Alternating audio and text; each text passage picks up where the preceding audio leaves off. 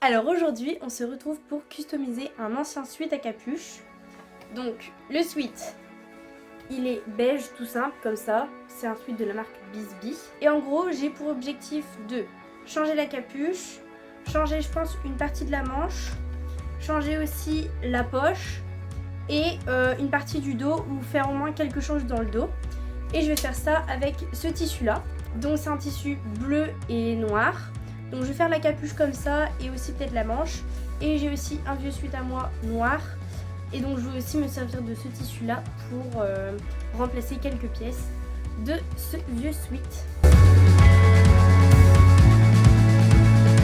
Donc la première étape ça va être de remplacer la capuche. Donc de retirer ce tissu là de la capuche pour le remplacer avec celui-là. Ensuite on va devoir remplacer la manche, donc couper la manche ou découdre la manche en tout cas et recouper la forme de la manche dans ce tissu là et après donc replacer la manche. Donc on voit que la capuche elle est doublée, donc on va juste enlever cette partie là et on va garder celle-là. On va essayer de couper minutieusement tout ici pour garder le tube du cordon. Donc pour cette partie, on essaye de faire attention à ne pas couper la doublure ou ne pas faire de trou dans la doublure.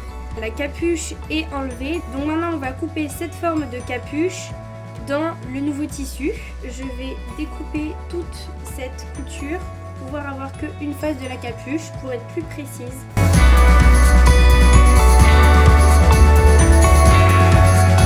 Ok, donc maintenant qu'on n'a qu'une seule partie de la capuche, je vais venir plier mon tissu en deux pour après couper la forme de la capuche dans ce tissu. Donc là je mets mon tissu à plat, endroit contre endroit, et je vais venir du coup poser la forme de la capuche. Il faudra laisser 1 cm de marge de couture sur ce côté ainsi que sur ce côté, et celui-là la marge de couture est déjà faite, donc il n'est pas besoin de la prendre en compte. Donc ensuite je vais venir épingler tout le tissu pour le fixer et pour ne pas qu'il bouge durant la découpe.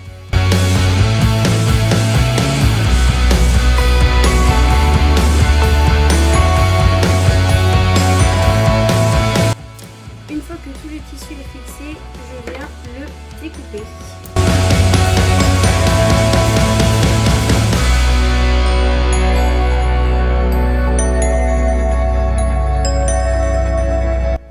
Maintenant, nous avons notre nouvelle capuche. Nous allons à présent coudre cette capuche.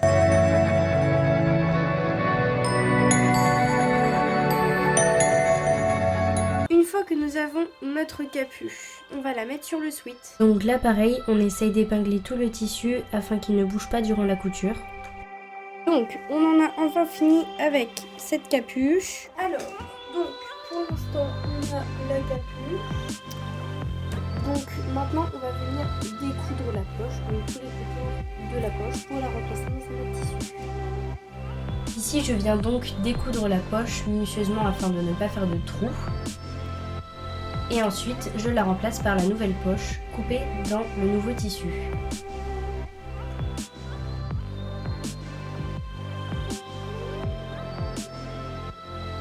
Je veux aussi par la même occasion changer la manche.